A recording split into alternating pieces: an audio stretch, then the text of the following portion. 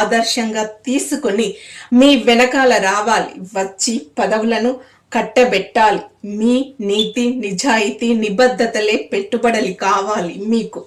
వీటిని అవపోసన పట్టి ఆచరించి ఆదర్శంగా నిలిచిన నాయకుడంటే సేవకుడు అని నమ్మిన వేదాంతి.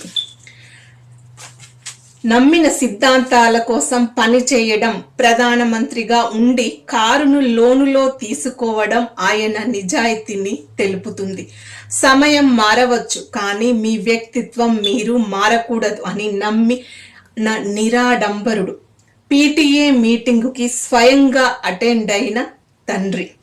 ప్రపంచంలో అందరూ సమానమే, ప్రధానమంత్రి అయినా పనివాడు అయినా ఈ భూమి మీద ఉన్నప్పుడు అని నమ్మిన నాస్తికుడు, ఆస్తికుడు.